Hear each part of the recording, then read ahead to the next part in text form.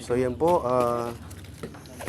ito po pala ay ang tawag po dito ay ubod ng saging. So yan. Kukunin po namin daw yung busal, kung tawag sa Kapampangan. Ang tawag sa Tagalog dito? May puwatin yung puso, oh. Hindi, anong tawag sa Tagalog? Sapong saging. Hindi sa loob. Anong buhod ba yun? Fluorescent.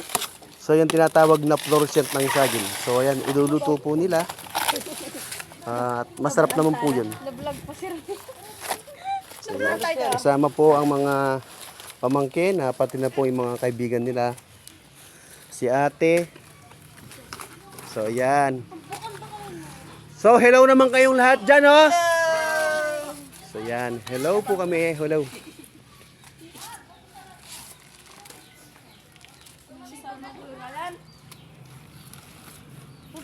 Masarap po ba yung loob ng saging na fluorescent? Masarap yan. O yan, ang sabi po ni ate, masarap daw. Papatakan ka talaga. So ganyan po ang nasa loob ng saging. So yan po ang pwede. Ate, pwede. Malambot na yan, oh. So ito po yung kinukuha at ininiluluto. So yan, pag malambot pong ganyan so yan ang ibig sabihin, Pwede na. pwede pa siya. Pag hindi po nasasaktan, ayan, pwede po yan. Yan. Di ba? Hindi na nagtama. Ayan, katulad po nito, pag, ayan, pag hindi po siya nasaktan, okay lang siya, pwede pa siya. So, try po natin. Yan. Ayan po, pag hindi ka po nasaktan dito kasi malambot lang po naman ito, yan. Masakit ba? So yan, nakatuwaan lang po na palo yan, hindi po palo yun, ha. Yan. So yan. Meron marami ka pang aalis niya, matigas pa. Kayo po ba, nakatikim na po ba kayo ng ganitong fluorescent na saging? So yan, ito po. Yan, sa bahay, ulam natin. So ito po ay ginagawang sisig. Walagay ko sa motor ko.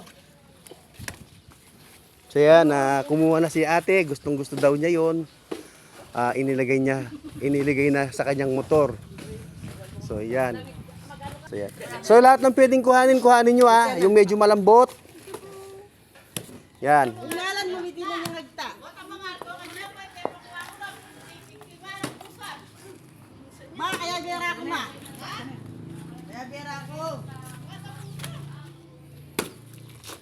Pinatay po natin yung saging dahil meron naman pong saging. Sobra na po yung dami ng saging dito.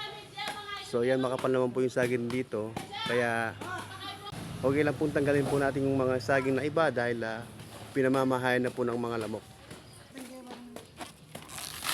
So yan, kailangan pa pong turuin ng kaibigan ng mga pamangkin dahil hindi po sila marunong kumuha. Mahirap ba kumuha ng saging? Sakto lang po. Yan, sakto lang. Nakakapangalin ng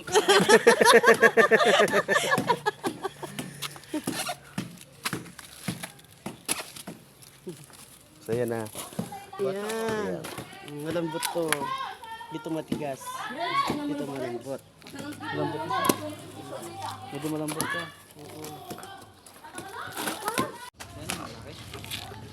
Dito, pwede pa nyo nito. So yan, ang tinatawag po pala dito ay ubod ng saging, yung pinakagitna niya.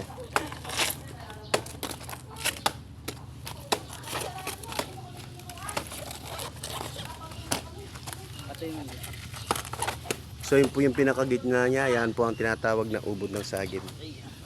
So yun po pala yung pangalan niya, ubod ng saging. Oh, yan.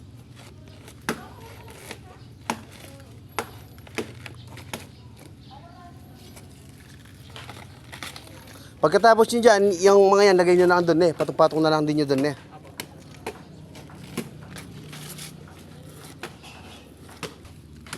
Ay, pwede na, malambot.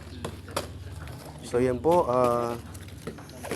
ito po pala ay ang tawag po dito ay ubod ng saging. So yan po, medyo nakalimutan po natin yung pangalan kanina.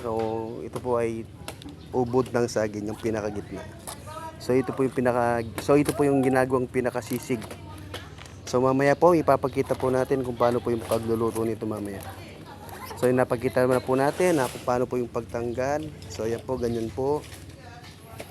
So kaya po kahit walang bunga yung saging at pag pinatay po natin, pwede po siyang pagkinambangan. Yun nga po yung ubod ng saging. So ganyan po ang pagproseso po ng paghiwa ng ubod ng saging. Buti na lang nagtatrabaho po yung pamangking ko ngayon.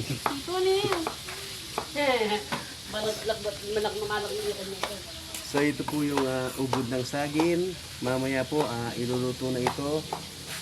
Magandang pong ipars dito ay piniritong bawos, piniritong galunggong. So basta po pinirito, maganda pong ipars dito. Meron ba ito magandang iparos dito? Ano? So kailangan pong tanggalin yung iba kapag medyo matigas. So katulad po nito, hindi na po isasama ito. Yung kukunin po talaga yung pinakamalambot. So yan.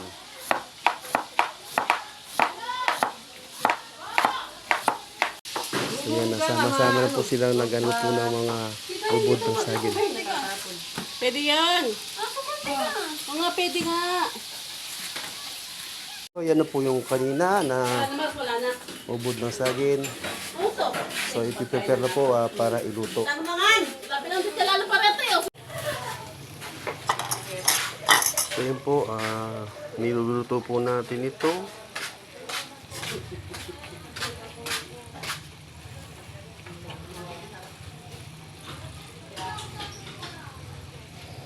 So yan, konting kulo na lang, pwede na po siyang kainin. So yan nga po pala yung kinuha natin na ubod ng saging. So yan po, ganyan po yung kinalabasan. Ayan. So yan, tikman po natin.